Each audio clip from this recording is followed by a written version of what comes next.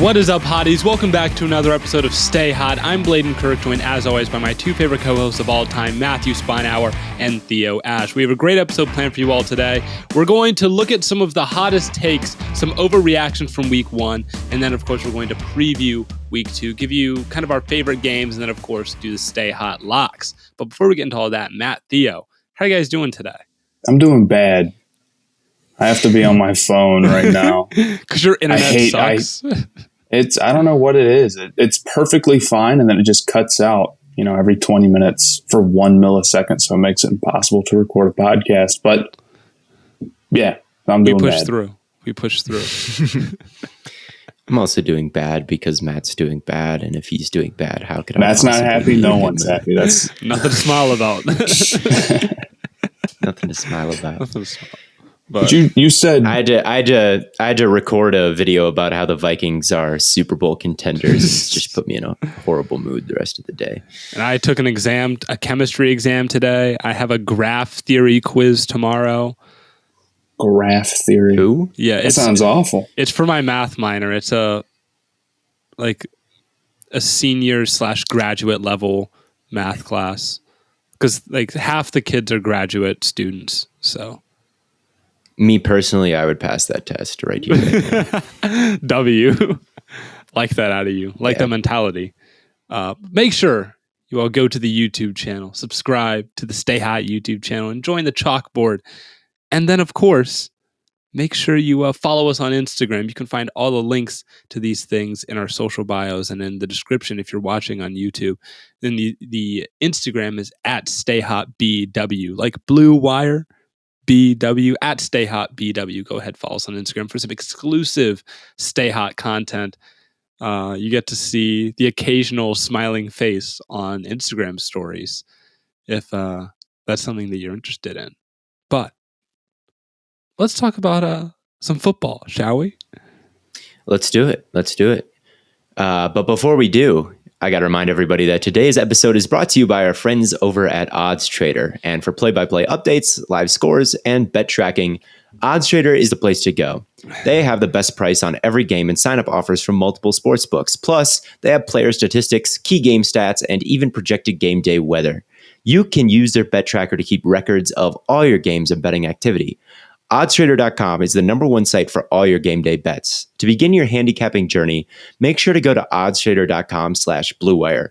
OddsTrader is the beginning of your best bets for all sports. Download from the App Store today. I checked my betting website today for plays that I like this week. There's not one that I feel confident in. I don't think I'm gonna. Really? I think OddsTrader. If you want to bet and you're smarter than me, against the spread, I'm not confident in a single pick. And even straight up game picks, the only two teams I really think are good right now are the Chargers and the Chiefs and the Bills. And the Chargers and the Chiefs are playing each other. So maybe Bills, we'll see what the Bills over Titans line is. But all the rest of them, I have no read on if they're good or bad, all the rest of the teams. That's fair. It's a tough week, and that's we're gonna do the Stay Hot locks near the end of this episode. It's gonna be a tough run for us. I'm not picking 4 again after I got only one of my guarantee locks. Yeah, right. I mean I'm the only one that got my locks to hit. Theo, your first lock went down on a tie, didn't it? My first, yeah. That counts. That counts as a nothing. It does not break your locks, I'm afraid. What? No, that does, because the lock, it's a lock as a win. You're locking. I do think them that we win. decided last year that we had this argument last year, and if we lock a team and they tie, the lock is not a lock not to lose. It's a lock that they win the game. I think that it's a lock they have to win. You guys are wrong about this. A tie is worth no points, but it doesn't take you out of it. So you think it should be if I picked the 4, one was a tie, I got the other 3 right, I should get 3 points. Yeah. I guess it should ruin the whole thing. I guess maybe I can get with that. And that's what a tie is. But then you also it just erases it. All right. I actually like that. Let's set that as the rule going forward. There we go. I thought you All meant right. that it counts as like, oh, you got it. Yeah, that's win? what no, it doesn't count as Yeah. a win. Yeah. Yeah. Okay. I can get behind that. All right. Well, we're going to go over some of the hottest takes. We asked you guys on Twitter and in the chalkboard. And again, if you want to join the chalkboard to be involved in stuff like this, make sure you click the link in the YouTube description or in all of our social bios. We asked for some of the hottest takes, some of the overreactions from week 1. I think we just start up at the top. Rise Egger and Will say that the Seahawks are contenders for the division. Oh, I buy it.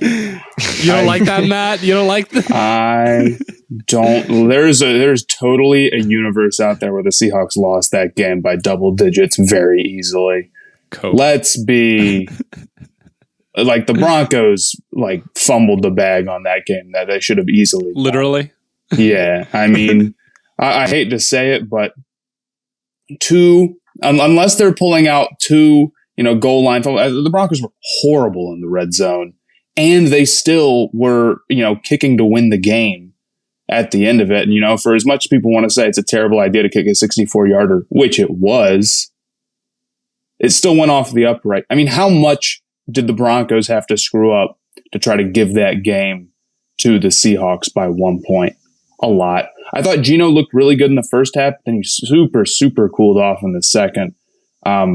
And a couple of the throws he had were like that one where he had that was just a completely across the field, like a Madden throw, was great, but I don't know how often you can realistically pull that out.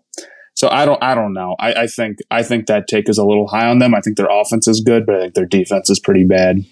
I would say I would counter with this. I mean, Russ did throw 2 picks that were dropped, one that bounced off the face mask of Jamal Adams, and one that was a Quandre Diggs drop. And Adams just didn't have that one though. Adams didn't have the angle for it. He would have had to pass interfere to get to the ball the way he was trying to catch it. I'll give you the other one. It hit him right. It hit him right in the face mask. It hit him right in the face, and he's trying to catch it like a punt. So to be where the ball needed to be, where he could catch it like that, he would have had to go through the other, Broncos receiver, or he would have had to put his hands up, but he didn't have that in his bag. I don't know. I mean, it is Jamal Adams, who's out for the season, by the way. And that's which is really also sad. not good. I mean, no, it's also this not defense good. Doesn't have a ton of. I think they'll be a nice surprise this year, but I don't know if they're going to be better than the 49ers. That's the thing, though. Would you buy this? Would you buy the winner of this division wins 9 games this year? I think that's maybe a hair low on the 49ers. They were playing in a monsoon game with a quarterback who had basically, in his first season starting, and their offense got super stagnant. And then when they had to come back, this was not rain. This was like a monsoon. There's totally a world where Trey Lance limits the offense and they're not that good this year and they don't win that many games in the regular season. But there's no way to know whether or not we're living in it until we see Trey Lance, at least in like a regular weather game, I think. I think I'm sticking with my preseason take where the Seahawks do get last in the division with like 5-6 wins. But I'm also sticking with my preseason take that the Cardinals and the Rams are mediocre this year. So I think there's a world like that's where I'm kind of buying this a little bit. I buy that the Seahawks are a little bit better than the basement that everyone's talking about. And I buy that the rest of this division is not like as strong as it was a couple years ago. And there's a world where they can surprise, like maybe the Cardinals just implode. It's not unrealistic to think that their offensive line stinks. They've got what's his name? Isaiah Simmons as like corner 1 in their defense. They're just a total disaster. So like, I guess and like the Rams, we saw how bad they looked. Like, will there be a running game? Will there be, pass protection? Will they be able to play man coverage this year? All of these things that we've gone over. Right. I think the Seahawks, like maybe Tariq Woolen, I thought looked all right. Like maybe Tariq Woolen hits, maybe when Trey Brown comes back, they still manage to somehow have like a decent secondary. Because I thought their secondary did look all right outside of the Jerry Jeudy. Like they took away a lot of passes to the wide receivers, and Russ was kind of forced to avoid, the outside where he'd like to throw it. He didn't hit much down there, and he potentially could have thrown 2 picks. Like, I think there's a world where like The run defense is all right, like it was last year. They're like, I don't know. There's a world where it exists. There's a world where there's exists. I wouldn't bet on it, but I'm not totally like, I mean, you that's also a horrible have to look take. at, like, what are we talking about here? You also have to look at like the teams that like the Rams and the Cardinals played, right? The Rams and Cardinals played the Chiefs and the Bills, and the Niners played a Broncos team that has an entirely new coaching staff Bears and a team. new quarterback. Right. It's like a completely... Seahawks played that. You said 49ers. Oh, Seahawks, yeah. And then the 49ers played the Bears. Right. So it's like, oh, well, the 49ers still have some hope of maybe turning things around because they played in like the weirdest game of all time. Yeah, here's what I'll say. Seahawks play the 49ers this week. Seahawks win that game at San Francisco, then I'll start to be a little bit more open to that conversation. But that was not like a comfortable Seattle victory we just watched. And a lot of people are pretending, I think, a little bit like it is. Yeah, a lot of people are getting a little bit too... win. Yeah, it was an exciting win, and it was, I'm sure, like any Seahawks fan, like to trade away your star quarterback, get a bunch of picks and all of this, and then still be better than the team that you just got all their shit from. Like, that's a massive win for the franchise. So, and I think like it's funny that the Broncos lost. Oh yeah. So the Broncos pack was definitely in the air on Twitter a little bit, and I think. Yeah, I agree that like 49ers are still my pick to win this division as it stands right now. Imagine a world where, Mahomes played bad in a total monsoon. We'd all know like, oh, well, it was a monsoon, of course. If Rodgers played a bad game in a monsoon, we'd be like, well, I don't know. It's a monsoon, of course. Rodgers doesn't seem to get that benefit of the doubt sometimes. It's like the snow game against the 49ers. They're like, whoa.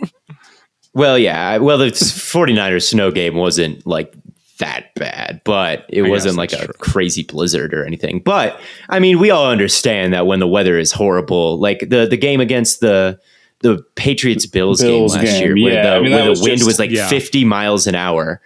Josh Allen didn't do much that game. We're not like, oh, look at that. If someone were to come up to you and say, well, Josh Allen's not that good, look at the Patriots game last year in Buffalo.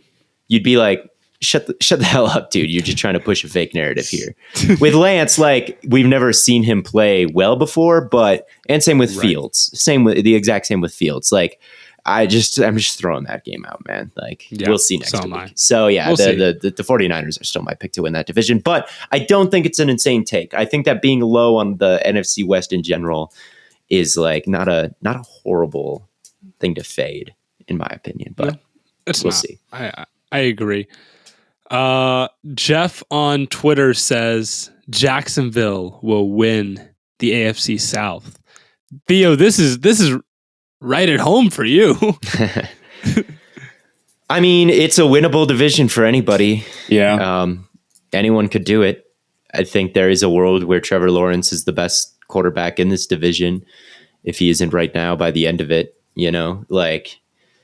I think that Trevor Lawrence didn't play fantastic week 1. But I don't think he played bad. I don't think, like, Matt, you said like, oh, time is running out on him. He was like fine in this game. He was okay. I'm not saying time is running out. I'm saying that he's got to fix the he's got to have accuracy problems by the end of the year. He's got to have a master class one of these days. Yeah. Because if go ahead. Like, if we're starting year 3 next year for him, and he's still having like these, like, he has bad misses, like his bad misses are bad, then I would start to worry about him being what he was billed to be, which of course is like a pretty, high bar. He's supposed to be a franchise quarterback. Anything less than that is not enough. So I want to see the accuracy stuff cleaned up for him for sure, but. Maybe and even the accuracy stuff, that some of the worst misses, like there was one wheel route where I think it was inaccurate, but Etienne fell down. So I think it was inaccurate, but maybe he could have like completed it. There was another inaccurate pass to someone who was wide open up the sideline, and he underthrew it severely, but he also got his elbow hit while he was throwing. So it's like, man, he really had some nice throws. There was some rolling out of the pocket. I think he was either targeting Evan Ingram or Zay Jones, one guy with a number 7 in his number. He rolled out or stepped up or something. I don't even know what happened on this play, but it was in the guy running to the corner of the end zone and kind of on the move, he fired it in there. I think he was stepping up, not rolling out. On the move, though, he fired it in there, and it was a great throw, but it was broken up. So, yeah, anyway, enough about Trevor Lawrence. I don't think this is a horrible take.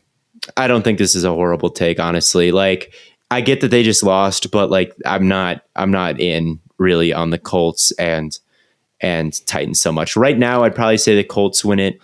I think that the Titans looked a little rough. Losing to the Giants week 1 was very concerning to me. Not where you want to be. I'd put it, but I think Jacksonville is going to be there. All right, they had a chance to win this game. Trayvon Walker looked real good. Josh Allen was a little disappointing on the other side. I thought I wanted to see a little bit more from him. They've got a good stable of running backs. James Robinson. The offensive line was rough.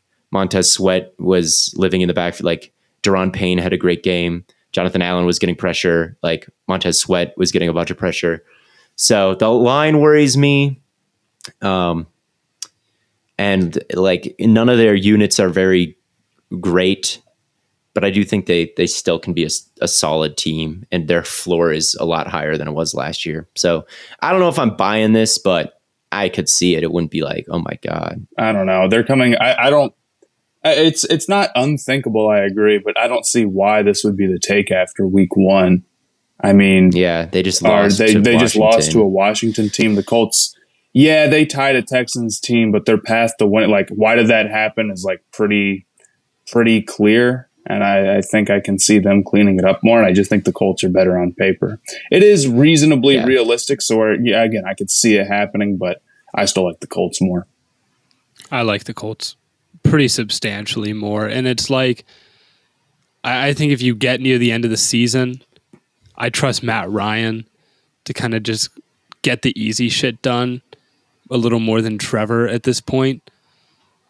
And I think that could be just kind of the small things that can get them into the playoffs. And with Jonathan Taylor and Nyheim Hines, and the offensive line's good, and there's just a lot more there that's like, I've seen it before.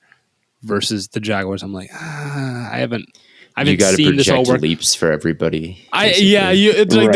there's a lot of like, well, if this happens, then yeah, you could see the vision. But the Colts is like, I've seen, like, I saw them almost make the playoffs last year, and now they have a quarterback that I consider better than the one they have last year. So I think the big pro Jacksonville takeaway is that Trayvon Walker looked good. And he was number so 1 good. overall pick slander for him, which I feel like I remember being somewhat a part of. I was a part of it. It's okay. Probably not valid. I don't think I was as much of a part of it as some people who thought it was the stupidest thing in the world. Right. I wouldn't have done it, but I didn't think they were like complete.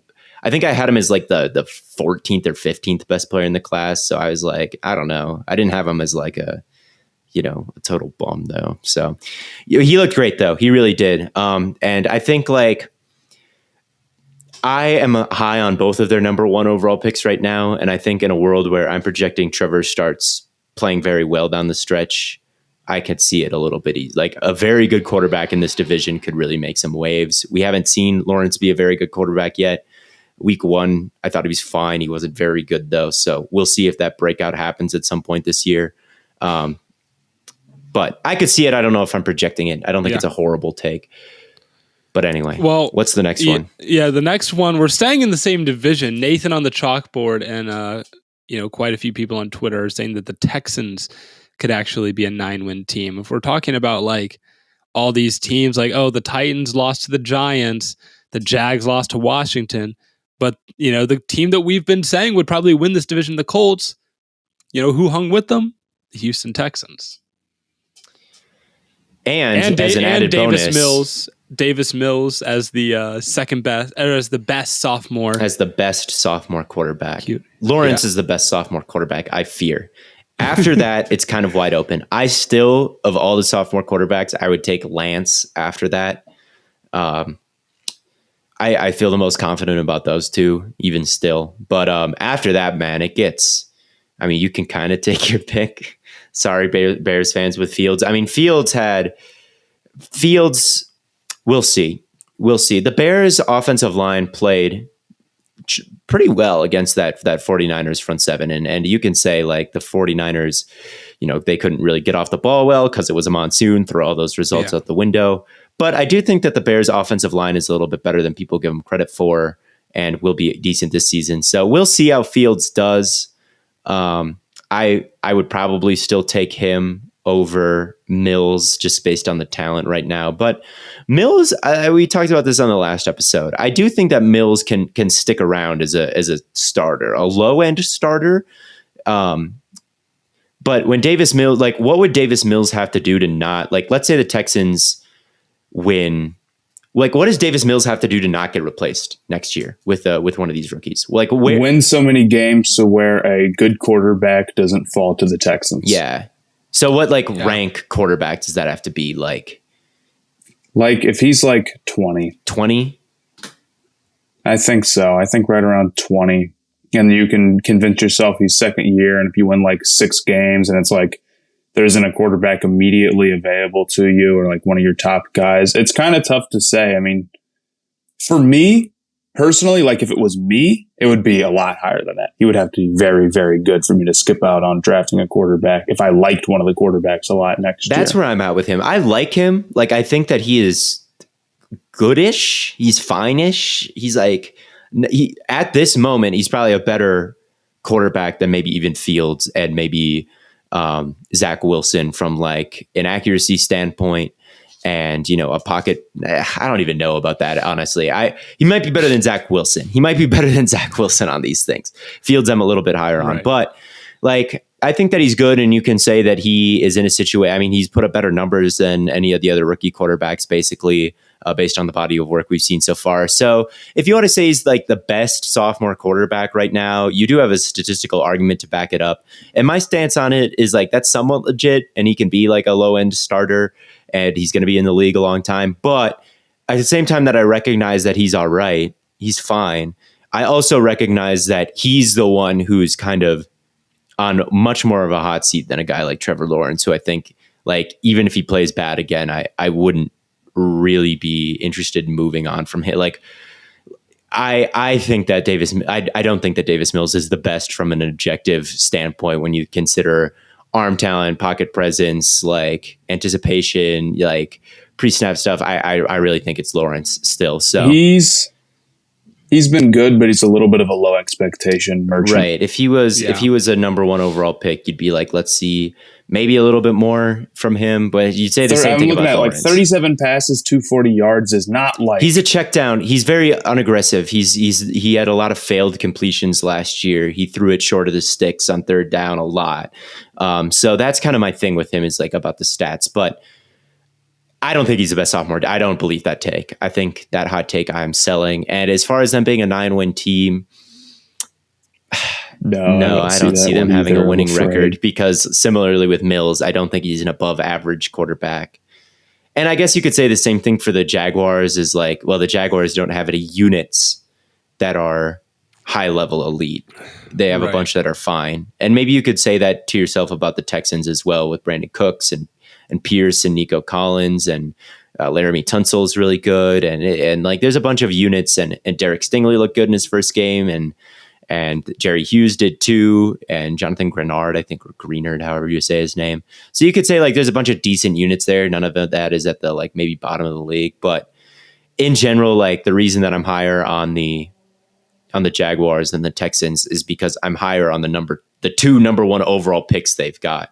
All right, I'm higher on Trayvon Walker as developing into this really high ceiling player on the front, like on the defensive line. I'm higher on Trevor Lawrence developing into an actual franchise quarterback.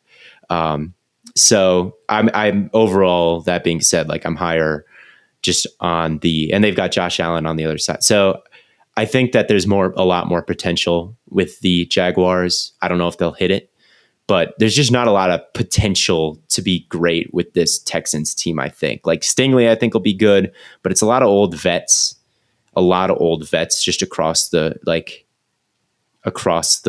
for a rebuilding team. There's just a lot of veterans without crazy high ceilings that we've never seen before.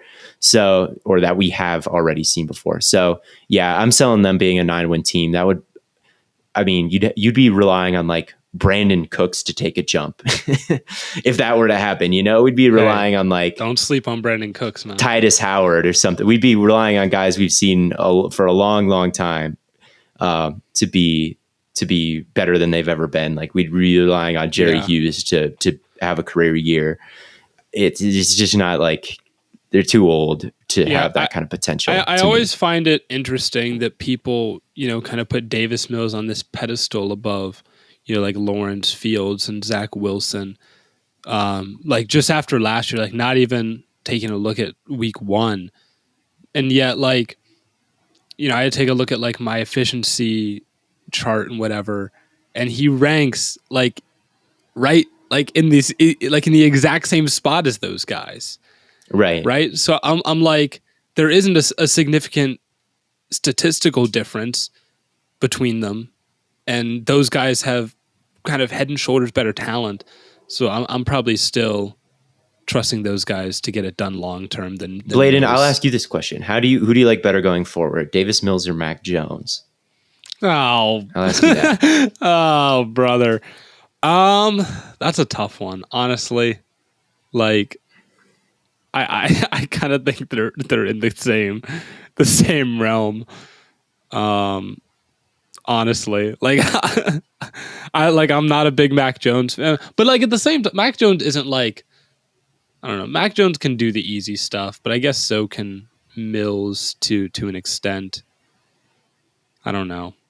I'm not gonna sit here and just like be like, oh yeah, Mac Jones definitely worse than Davis Mills, because that would be like the TikTok clip for me to. I was trying to bait you for into me to it. make.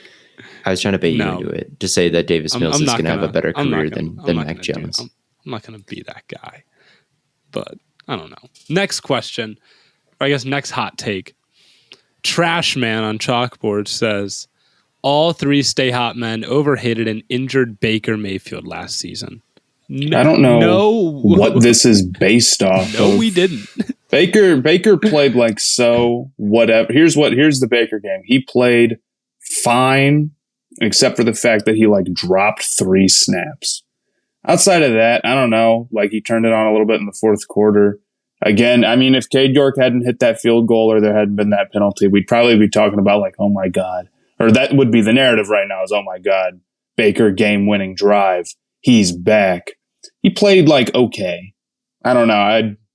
That's how I see it. I wasn't like particularly impressed by Baker. Although he had a very nice deep ball to the one to Robbie Anderson. Robbie Anderson. And that's the one thing I do think Baker's better than the last couple of quarterbacks the Panthers have had, but this is an unbelievably low bar to clear, I'm afraid. But I think his deep ball will be a little bit better. I do think he's going to look like there will definitely be a point in the season where you'll be like, actually, Baker is not looking that bad. But I think he's a little bit of a low expectation merchant right now. And I think that he's probably still, if he looks like the 20th best quarterback, the 16th best quarterback, I'm not super moved. Yeah. Like in order for me to be underrating or like overhating on Baker, he would have to be like top 10 caliber. Yeah, like, I just don't know what we said that was unfair. we were saying he was pretty bad last year. But you have to remember, like that Browns Packers game, dude, it was unbelievable. So bad. And he will look a little bit. He's going to look better than he did that game for the Panthers. On average for sure. But I think overall, I'm sticking by my evaluation on Baker is that he's going to look all right some games. He's going to, the deep ball is okay, but I'm not. Here's what I said during that Christmas week. I tweeted that Baker was going to throw 3 interceptions against the Packers the next day. He threw 4. And as soon as he did, I said the Browns are going to move on from him and he's a future Panther is what I said after that game, which is exactly what happened to old Baker Mayfield. So I don't think I was unfair to Baker Mayfield when consider literally everything I said about him last year came true. Like everything. I called him the most overrated player in football. Christmas wish came true. I called him the most overrated player in football because people were talking about him being better than Lamar and like a top 10 quarterback a couple off seasons. Like I remember this narrative. Who said he was better than Lamar? That was a conversation that I saw on Twitter. Hey, I don't know who. Probably that one of J-Cam. It's probably Crazy Browns fans. Don't pin me in that group, man. I didn't pin you in that group, but I legitimately saw dialogue like Baker or Lamar, like over because Baker was like a top 12 quarterback statistically last year about that. Or 2 years ago, I would say. Yeah. And Lamar was like 20th, like in EPA. He had a little bit of a down year, like an EPA per play. People were legitimately having that debate. And people were like, oh, do we sneak Baker in? I mean, people thought Baker were in that Carr tier, that Cousins tier. And I called him the most overrated player in football. He completely collapsed. The tweet before Christmas went viral because it was exactly what happened. And then I said he would join the Panthers. So I don't think I've been unfair. I think the people who were like too high on Baker told that like everybody who likes Baker was probably like saying things about Baker that didn't actually happen. What I said actually happened. So I know that what I said about Baker was not unfair because that's all exactly how it went down. So I can't say that, it's not true. It's not true because I was saying it before it even happened and then it did. So I don't want to hear anything about how I treated Baker so unfair and I'm wrong when everything I said about Baker was right. And then I would said he would lose this game to the Panthers. I've got a beat on that guy. In 2020, Baker Mayfield was exactly 12th in average efficiency. Yeah. So. And you know what? You know what's going to happen this year? Like Brissett is going to be like 15th. We're gonna end the season, and it's gonna be week 12, and Watson's gonna come back, and we're gonna look at Jacoby Brissett in that system with all the play action, and we're gonna look at him in EPA. Where does he rank right now? He was top 5. He was top 5 in EPA per play. Really? Yes. That's not true. Yes. He played. Yes. That cannot be true because I'm looking that at... would be pretty damning for EPA. If Jacoby Brissett who played like trash. He wasn't. That's not true because I'm looking at the numbers right now and he had negative 7.27 total EPA. So that which is 28th in the league out of 35. I actually top 5 for to Mahomes. Go to bat for Baker here a little bit. I think that there was a point in time where Baker was playing pretty solid football. I mean, you remember that game he had against Cincinnati? Okay, he came in at 20. The one where he completed the 20 one straight completions. with the game winner to Donovan Peoples-Jones. I was at that game. And I don't think it's always just been the play action because like Brissett, I promise you, is not going to look like that. But I do think he's average. I don't think that he's going to – I think he'll be a little up and down, but – I don't think he's like a franchise quarterback, and I don't think the Panthers should bring him back next year unless he does something really crazy. Right. That's always been our stance, that he's like a very low-end starter, and then occasionally someone will be like, he's good. He's like good. He's like a franchise guy. That's always the thing with Baker. He's like, if you think that we're harsh on Baker, you call him like a long-term franchise quarterback because that's how high I want you to be on him if you're going to think that we're unfair, Because if you think that he's like, oh, well, he's bad, but not as bad as you say, well, then it's like you're pretty much in agreement with us. You better be like Colin Baker, a long-term franchise guy, which he is not. So, I don't know what led me to believe that Brissett was top 5 in EPA per play. I mean, dude, he went like, he had like 34 attempts for 150 yards. It came to him in a dream. It came to me in a dream. Since 2019, on average, Baker Mayfield is 21st in average efficiency over the past. And that's about right. That's over the past 3 years. That's over the past 3 years. Hovering in that 25th, 25th ranked quarterback range. Anyway, what's next? Below Trey Lance, below Matt Ryan, below Teddy Bridgewater. I would take him over Teddy. I might take him over Teddy, but yeah, you get the idea. From the chalkboard, Gabe Davis is overrated. By who? I guarantee that's who is other than me. I guess it's like you don't even overrate Gabe Davis. You just thought he'd be like good in fantasy, which I think he will be. Gabe Davis, like his solid player, right? His like level of good to amount talked about ratio has gotten completely insane. Like he's a solid player, but he is talked about so much. I thought he was pretty good. I think he's going to end up being better in fantasy than I thought.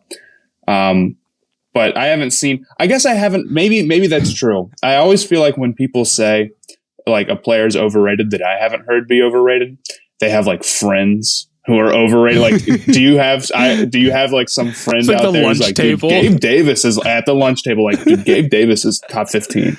So then it's like, yeah, that's probably true. But Gabe Davis I think Gabe, he's good. He's good. He's a good player. I think that he got over talked about because fantasy football people had a war about fantasy football. Like that community had like a war about Gabe Davis this offseason because half of them were like, he's got this big target share that's opened up, and look what he did in the Chiefs game when he had like 5 touchdowns in that playoff game, and they were like, he's going to have a huge year. And then the other half of fantasy football was like, his breakout age, he doesn't have a X amount of yards by age 25, and we've never seen someone break out with that amount of yards at that age. And so you guys are all over. They had this huge war, but no football, like no film account, no football mind, no football was discussed at all. No, like none of Gabe Davis's traits were discussed. And as far as like as a wide receiver goes, like, there's a reason that they moved on from Emmanuel Sanders. There's a reason they moved on from these other wide receivers and gave that and opened up all that target share. And at the end of last season, even Gabe Davis got more and more and more playing time because they knew that they liked him, and they liked him for a reason. I saw a video the other day. His quads are like way bigger than I thought they were, but he's like he's like a big guy. He's like a kind of a more like most underrated quads in the league. He might have the most underrated quads. Everyone, when people think of like, oh, he's got massive quads, no one thinks of Gabriel Davis. Okay, so AJ honestly, Dillon. He's underrated. He's got really good body control. I've seen him like even in the times when he wasn't the wide receiver 2 there, he would always flash with these great routes or these nice catches on the sideline and like whatever it may be. And I think that he's really going to show like a bunch of good stuff this year, and he already has. So I think everybody knows at this point from a football standpoint that he's like a good wide receiver too. I haven't seen any, he's better than Diggs dialogue.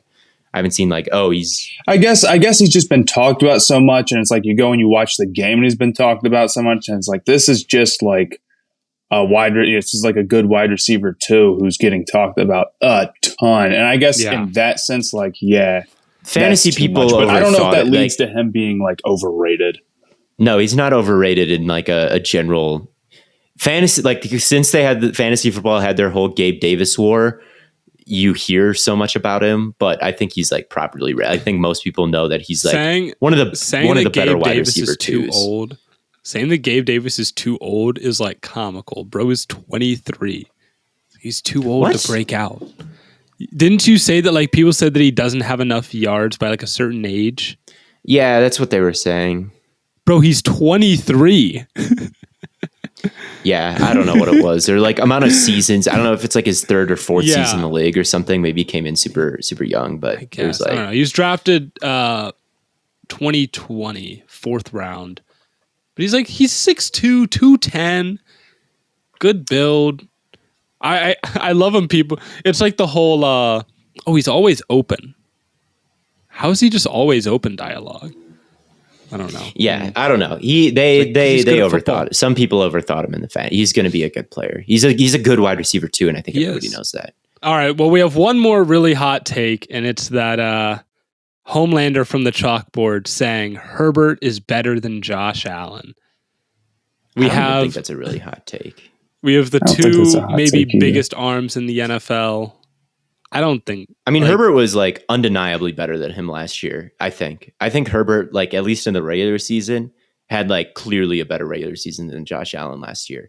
So to be like, Herbert is better, like a lot of the like he. I think when you're talking about the top 5 quarterbacks outside of Patrick Mahomes, like who is solidly at 1, I think you can throw anyone else at that 2 spot, really, whether it be Allen, Herbert, Rodgers.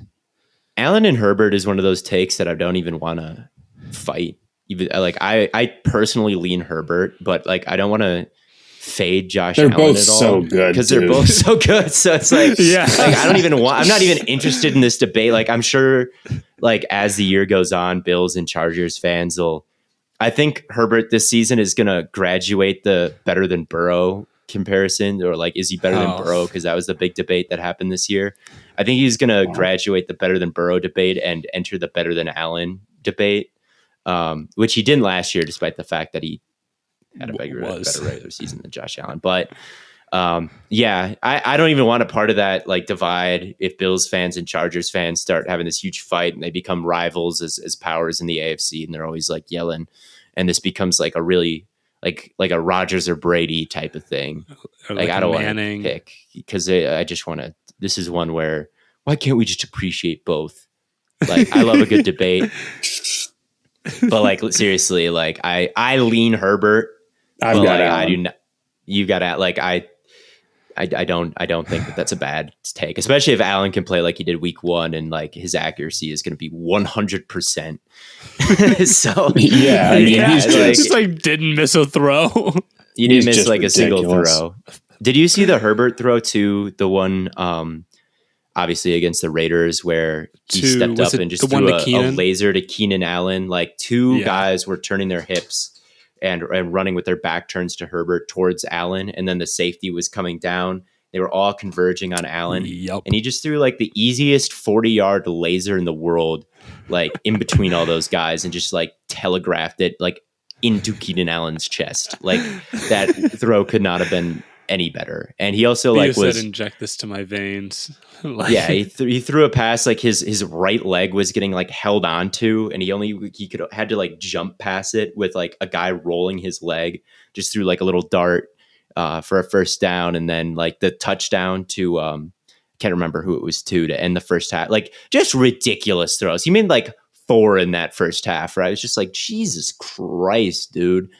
And then Joe Lombardi tried to sabotage him in the second by being a coward, which is my number one concern with the Chargers. But yeah, they're both like stupid good. So I don't think it's a hot take to say Herbert's better than Allen. I don't think it's a hot take to say Allen's better than Herbert. I think they're like, I think they're like the same caliber. Allen, they're both like as athletic as each other, but Allen is got a little bit more dog in him in terms of like, and that's the Allen will go take a hit. Herbert won't.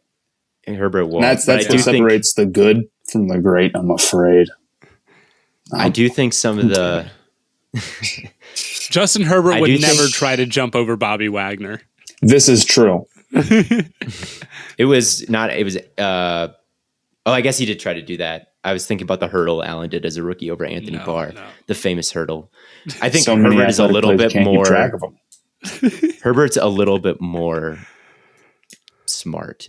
I think he's a little bit smarter, but I don't know. I don't know if that's true. I'd rather really have someone and who has more grit. Josh Allen has a lot more. Josh Allen has more grit than just about anyone. After this year, we'll be talking about who has more rings, and that's really all that matters, right? Give me the guy with grit and rings. They're both equally as good as each other because they have the same amount of rings. Everyone with 0 rings is equally as good. Facts. Jacoby Brissett just as good as Josh Allen. Jacoby Brissett and Justin Herbert are just as good as each other because they have the same amount of playoff success. So that settles that question. Do you guys watch football? I do. Well, I watch football. And if you watch football, you need Fubo TV. Fubo TV gives you complete coverage of college and pro football with NFL Red Zone, plus games in 4K at no extra charge. Over 100 channels of live sports and entertainment for a fraction of the price of cable. Watch on all your devices and never miss a game or an episode of your favorite TV shows with included cloud-based DVR. Plus, there's no contract, no commitment, and you can cancel at any time. Right now, you can try Fubo TV free for 7 days and get 15% off your first month. Just go to FuboTV.com/stayhot. That's FUBOTV.com/stayhot. I really do use Fubo. That is my cable thing. Nice. That's good. I want Fubo to add NFL Game Pass. I was able to watch pretty much every game I wanted to. I thought it was pretty good. I mean, Red Zone's a cheat code. I like Red Zone a lot. All right, we're gonna do the Stay Hot locks before we end things off with just games that we're excited about, end things off on a light note. So the rules for the Stay Hot locks are this: you get to pick as many locks as you want in a draft style. So if Theo picks, for example, the Browns, I cannot pick the Browns to lock that week.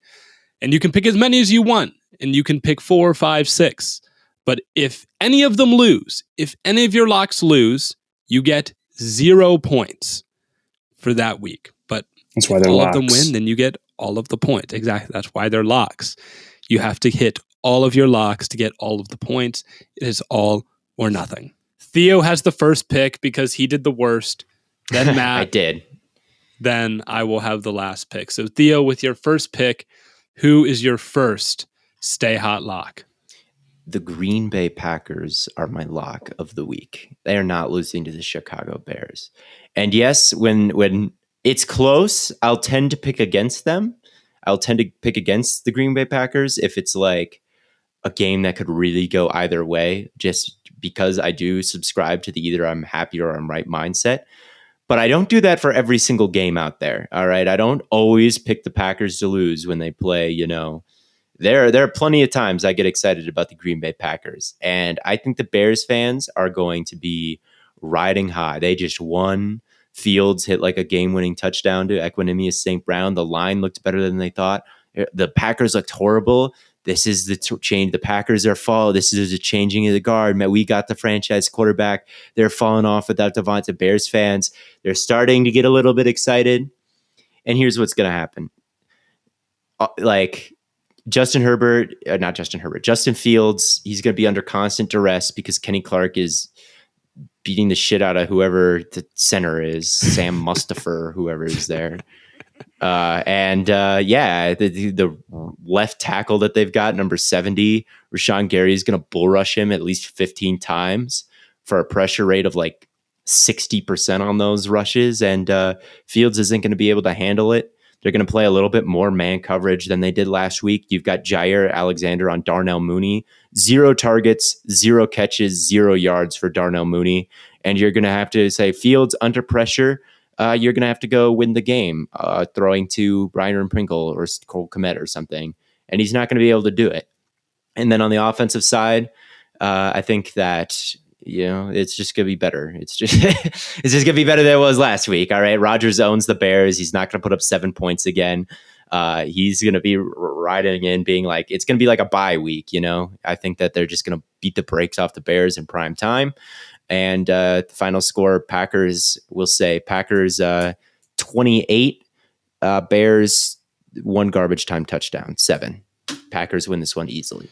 Yeah, Aaron Rodgers is 22-5 in his career against the Bears. God damn. Yeah. It's pretty I think they've won 4 since 2009. So one of those losses was when that can't be true. I think they've won 4 since 2009. That's a long time. Yeah. It's a long time. Rodgers' win percentage against them is like an 85%. So yeah, not too worried. All right, Matt. Who's your I am going to lock the Bengals against the Cowboys. Not a Cooper Rush fan. Not a Cooper Rush fan. I'm definitely a little worried about the offensive line holding up against Michael Parsons and Lawrence. So those are reasons I'm concerned. But even then, I thought the Cowboys offense didn't look great with Dak. I think without Dak, it will also not look great. And I think the Bengals defense is still pretty great. I think, you could look at the Steelers game, but Cincinnati was still able to get some stuff going. They're just so talented. Even if the offensive line is bad, they're going to get some stuff.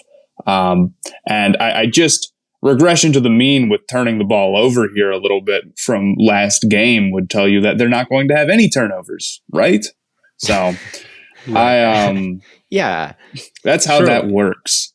So I think that even if the Bengals offense has some struggles, even if they're a little sloppy, I mean, they're 7.5 point favorites right now for a good reason. I think that the Cowboys offense is just going to be super stagnant. I just don't, if Dak was in this game, I wouldn't even consider picking it, but with Cooper, I think you've got to. I'm going to read a Skip Bayless tweet. I want to see if this moves you or if this convinces you to change your mind. He says, in power rankings, the Cowboys have fallen to 26th on ESPN.com, 27th on NFL.com, and dead last in The Athletic. Ha ha ha ha ha. But did anyone but me see Cooper Rush throw for 325 yards in a win at Minnesota last year? Micah's D just held Brady to 19. I love the Cowboy hate. So does that convincing argument make you change your mind? No, I think I'm going to stick with what I'm saying here. But it's not, you know, right. I guess it's not a terrible point. Cooper Rush has played good games before, and the Cowboys defense, I think, is pretty good. And if they were limiting Tampa, so maybe I should have picked another game, but that'd be lame for me to go through this whole explanation and change it. Based on a Skip Bayless tweet. Based on anything at all. I have a couple other start games that I guess maybe I should have picked, but yeah. I'll stick with my guns here. I think the Bengals are still a good team. Respect for sticking with your guns. I guess that gives me, I have the opportunity for 2 picks. I know the one I'm taking for sure. I'm kind of surprised, Theo, you didn't go with this one. But I guess with your Packers? Your Packers Bears. Yeah, I guess you had to do that. But I'm taking the Las Vegas Raiders over the Arizona Cardinals. The Cardinals offensive line, not good. You know who is good? Max Crosby and Chandler Jones. I could see a 5+ sack game from the Raiders, and then on their offense, Devontae Adams is going to have himself an absolute day. Like, I think that just that combination of mismatches is just not. It's not going to be enough. It's going to be too much for the Cardinals to overcome. Give me the Raiders. The Cardinals are going to be so bad. They're going to be that's why I was surprised you didn't lock the Raiders. I was like, you are the lowest. If it came back around to me, I probably would. They suck so bad. They have no talent outside of Kyler. It's like maybe if they had DeAndre Hopkins right now, I would consider not picking it. But come on, man, they don't. They don't. This is mismatch city if I've ever seen it. Chandler Jones didn't have a huge game versus the Chargers. He did not. Rate. Rashawn Slater W. So common Rashawn Slater W. No, that's it's like Rashawn Slater's good. The Chargers are a good team, and like but the Cardinals. This will be fun. We'll see how they do. We'll see how they do with Isaiah Simmons, who they had covering Travis Kelce like he was like Minkah Fitzpatrick. And now it's going to be Devontae. Now it's going to be Waller, and then they're going to have it's going to you're going to have to Trayvon Mullen or something. You're going to have to find a way to guard Devontae, Waller, and Renfro. Like you just what do you do to win? You bracket Devontae. You hope to God Isaiah Simmons can play better versus Waller. You one-on-one Hunter Renfro, like one of the best. An elite route runner. You just like maybe here's what I would. Well, there's a Derwin James even said that like he considers Hunter Renfro to be one of the elite receivers in football. Yeah, watch the tape. That's what he said. He's like, watch the. He's like, you watch tape, don't you? Watch the tape. He's like that. Yeah, I'm a big Renfro fan. Even with him, people were like, didn't you say Renfro's better than Keenan Allen? I still kind of think he might be, even though he's not anywhere close to Keenan Allen numbers anymore in this offense. But yeah, I don't know what you do. I think you just got to drop a billion people into zones and hope that you can someone can get home on the Raiders offensive line. Then they hope they just don't run the ball. Hopefully Marcus Golden can come back and disrupt the I don't know. The path to any Cardinals victory is just Kyler, please save us. Please save us. So we'll see. And a good Kyler game is impossible, I guess. A good Kyler game is not impossible, but without DeAndre Hopkins, it's difficult. It's difficult. I don't know. I think the Raiders will win too, but I don't think it's a guaranteed. I wouldn't have locked it. Maybe not, but I will.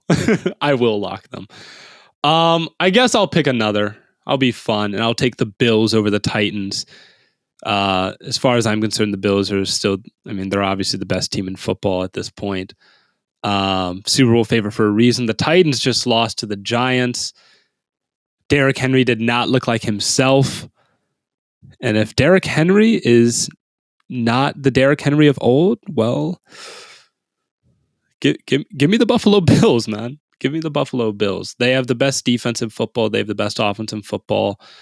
I don't see a world in which, I mean, there is a world, like, I guess Treylon Burks could be ferocious. I guess, like, I think there's a world where Hilliard catches two touchdowns again. And they're still starting a 6th-round rookie at corner, you know. I think there's a world where their defense doesn't look quite as dominant as it did against the Rams. I wouldn't lock this one. Just because I'm not ready to fade Henry quite that much. It's not, and I do think that Tannehill. It's not even necessarily fading Henry, but also like the Bills, like with Von Miller now, like I think they're going to be able to stop the run. They're going to be able to stop the run. Win this one. I was very close to writing it down as a potential lock, but this will be my last chance for the Titans. If they get destroyed, then I'm just not in on them at all. That's fair. But they were my preseason pick to win this division, so I'll give them one more week to shape up, and then I'll start saying they suck. Yeah, I don't feel Tannehill a lot against this secondary. Even with like, you know, rookie corners, I'm still like, you know, it's Micah Hyde and Jordan Poyer, Cleveland Browns legend Jordan Poyer.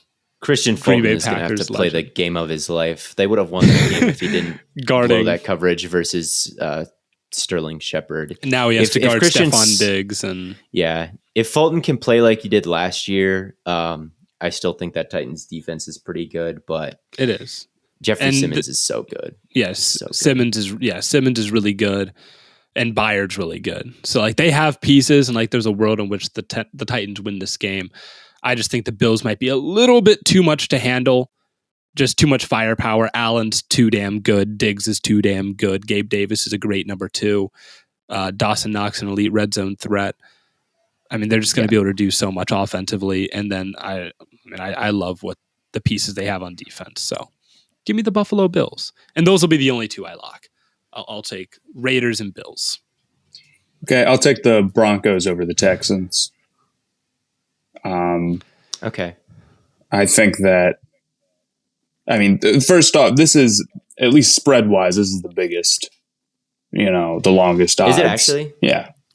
I guess that makes sense. Because outside of week 1 overreactions, the Texans played a game in which the team they played did ridiculously bad in the red zone, and the Broncos played a game where they played ridiculously bad in the red zone. I think those 2 things start to even out a little bit more, and the Broncos take this one. They're still a pretty good team. I think their defense was pretty good on the Seahawks, and I don't think the Texans have a better defense than that, or the Texans have a better offense than the Seahawks. So maybe I'm playing the odds here a little bit too much, but I expect the Broncos to rebound, and I think the Texans can get some nice wins this year, but I don't think it'll be at Denver. Yeah, regression to the mean has never let anyone down before. So true. Yeah, I think that, the Broncos looked quite good against the run. Week 1, like the Seahawks offensive line and rushing game, which was pretty dynamic last year and we thought could look pretty good this year. Really didn't do all that much against that Draymond Jones and DJ Jones and and Randy Gregory and some of the free agents they brought in. It looked like it was paying dividends, at least in the run game for Denver. So if you're going to be able to bottle up the run game for the Texans and make Davis Mills beat you with your arm when you've got Pat Surtain out there to I don't know if he's going to stay on Brandon Cooks the whole game. That's not really something that happens all that often anymore. But you've got Justin Simmons out there. You've got Patrick Surtain out there. You're going to probably have Davis Mills try to beat you with your arm. And then on the other side, like, I think that they might get a little bit more into the Broncos didn't run the football very much at all. Like Javonte Williams and Melvin Gordon, neither of them got over 10 carries, I believe. Javonte, they threw it to Javonte a million times. I think they're going to take a step back. They threw it to him a million times, which I kind of like to see because he's a better receiver than I think people know. I think they're going to take a step back. They're going to see the fact that the Texans linebackers suck and allowed 170 rushing yards for Jonathan Taylor in the last game because they just didn't defend the B gap at all. I think I think that, the Broncos are going to take a step back. Their rushing attack and passing is going to be more balanced this year or this game. And I project a big Javonte game. I think this is a big Javonte game. Javonte Williams had 11 catches against the Seahawks. He did. Yeah, I know. It was crazy. wild. They were checking him down like a million times. God bless him. Led the team God in bless catches. Led the game in catches. That's ridiculous. You got anybody else to Yeah. pick, Theo? Man. Is anyone going to pick the Rams over the Falcons? I'm not. I'm done. I'm going to just try to get on the board with my Packers Bears All right. thing. I just gonna try to think get on the I think board that's here very with one. respectable. Now we're going to finish things off with one game that we're each just super excited to watch. We're pretty much this going to week. cover every single game. That's at this the point. idea. That's the idea. It's a week 2 preview. It's a week 2 preview. Yeah. I'm excited for the Chargers and the Chiefs. You know, we've been to a Chargers Chiefs Thursday night game, and it was quite good, if I remember correctly. And the good guys won.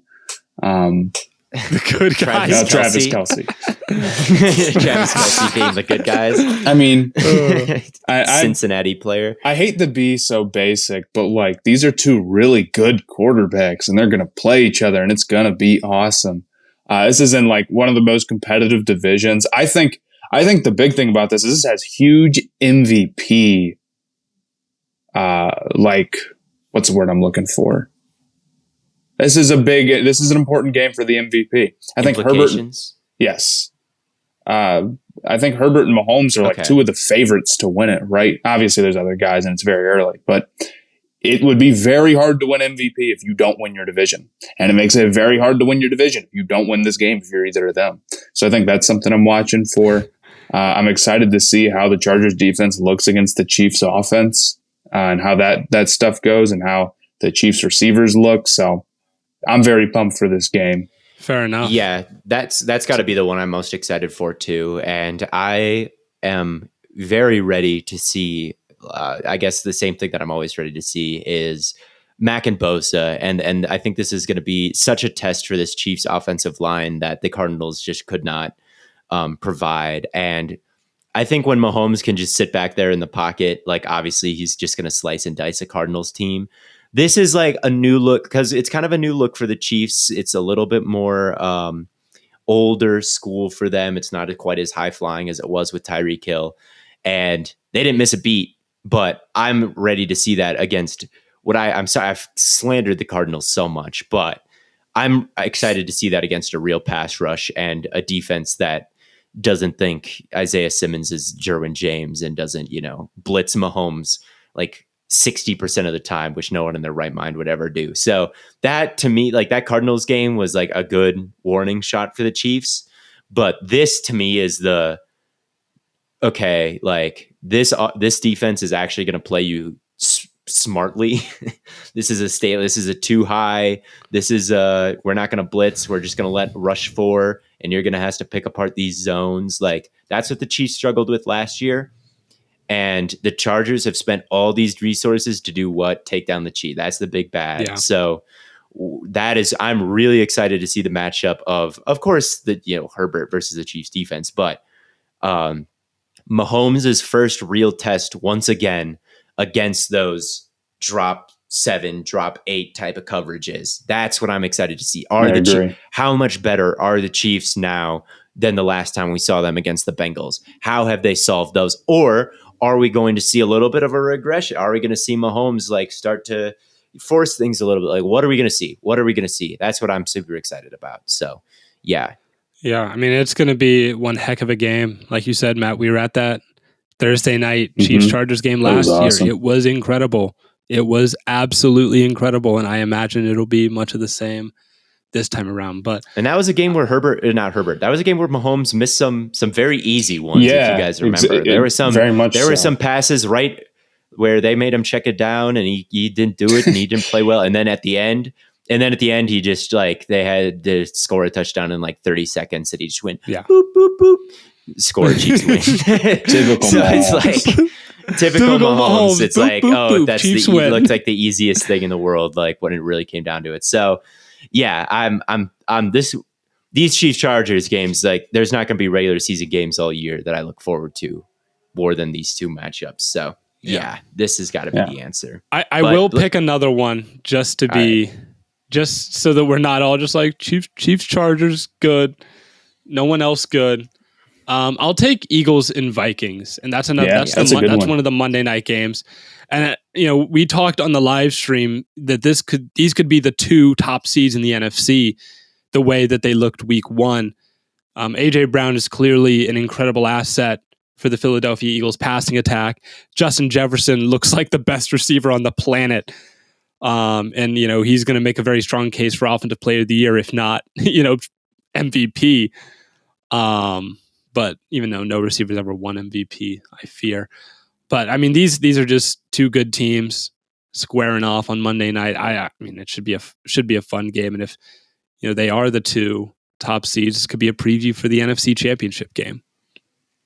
I'm interested. I'm really excited to see how they defend Jefferson. Are we going to, after Jair Darius Alexander Slay, came out? Darius Slay should be an interesting test.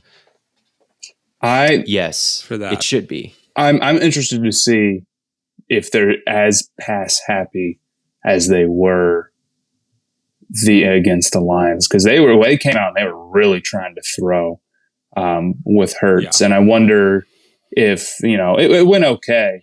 I wonder if there's any adjustments. Hurts dropped with back that. 41. He dropped back 41 times. Yeah, I mean they were going crazy. It's a lot for Jalen. So I'm interested to see if that's just what the Eagles are going to do, and they're going to drop back 40 times a game with Jalen Hurts, and that's whatever happens. But that's what I'm looking for. Here's an interesting stat about Hurts. So he dropped back 41 times. Mm-hmm. He only attempted 32 passes. He ran a lot. 92% of his passes were charted as catchable, but only 57 were charted as on target. So they're like in the vicinity of his guy, but they're like a little, you had to make little adjustments. So like, AJ Brown, his average depth of throw you got AJ Brown, so it's fine. His average depth of target was also only 5 yards. So if you throw it, like, you shouldn't be off at all on those little things. So every single Eagles game, I think like Jalen Hurts to me is a guy that I'm not totally sold on. Like you are, Bladen. So like every game, I'm like, just convince me, Jalen. So that's always my kind of storyline with all these Eagles games is convince me, Jalen. Because I'll be locking the Eagles a lot this year. I'm very high on them. So yeah, and then the Vikings, I just go check out my YouTube video on them that I just did. So yeah, I'll be interested to see AJ Brown, like a real receiver against this Vikings secondary, because Patrick Peterson is old and slow. Cam Dancer is young and slow. Chandon Sullivan is like medium age and slow. It's just a kind of a slow secondary, and like Christian Watson got behind the defense plenty of times, but of course, he dropped it, and then Aaron Rodgers. We know AJ Brown can get behind the defense and catch it. So I'll be interested to see. That's one thing about a weakness with this Vikings team that we couldn't really see the Packers exploit, because their offensive line wasn't really holding up, and they don't really have wide receivers who are great ball trackers down the field. The Eagles have a great offensive line, and they have AJ Brown. So are we going to see this Vikings secondary start to deteriorate? Because that's something that could really wreck their season. So that's kind of the other thing on the Vikings side. I don't think that I think Justin Jefferson is going to be able to continue his offensive player of the year run. I don't think if they go man, I don't think Darius Slay can hang with him, man. Yeah, Darius Slay can hang with him. Darius Slay. He's great, but if Jefferson even looks like a little bit how he did, because he was even playing well when Jair was on him. So, Jair was never on him.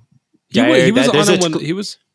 There's a clip out there. There's a clip out there. That went out of bounds. It's not. But he caught that out of bounds, though. Anyway. Oh, I'm talking about the in route where then the Eric Andre will be right back thing played.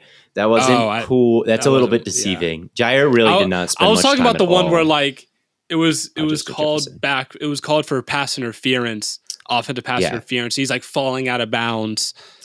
But that was he stepped out anyway on that. He stepped out anyway. So I'll be excited to see. But The Eagles aren't really a man coverage team anyway. I guess they're not going to play man coverage. They're not. They're the Eagles. What the hell am I talking about? It's gonna be. He's not lining up and playing man. Slay's gonna be playing a lot of. I mean, if I remember last year, he played a lot of hard flats. Yeah, they played led the league in zone coverage last year. They're gonna play a bunch of zone like always. Okay. Yeah. So. And Justin Jefferson is gonna be pick him apart again. Yeah, so he knows how to get through zone. He's a good receiver. We'll see if they do anything different, but I'm kind of anticipating that they don't, and Justin Jefferson just kills them. But we'll see. Yeah, it'll be a fun game though. I can imagine AJ Brown has a good game. Dallas Goedert's good, and then they can obviously run the ball because they have an elite offensive line and a bunch of guys that run really well. So yeah, two fun games for you to watch, and of course they're both on primetime. NFL schedule pickers are good at this, as you would imagine. They know how to schedule games. Well, I think that pretty much wraps things up for us, unless you guys have anything else that you want to get off your chest. I do not. All right. Well, then, as always, from Corn Boy, Bird Boy, and Lemon Boy, make sure you do check out Theo's video on the Minnesota Vikings to see if he thinks they will be a Super Bowl contender. And then I have my next episode of my Madden franchise coming out. Hopefully the Seahawks in my version can be just as fruitful as the real life Seahawks. But until then, as always, from Corn Boy, Bird Boy, and Lemon Boy, we will catch you all on the flippity flop.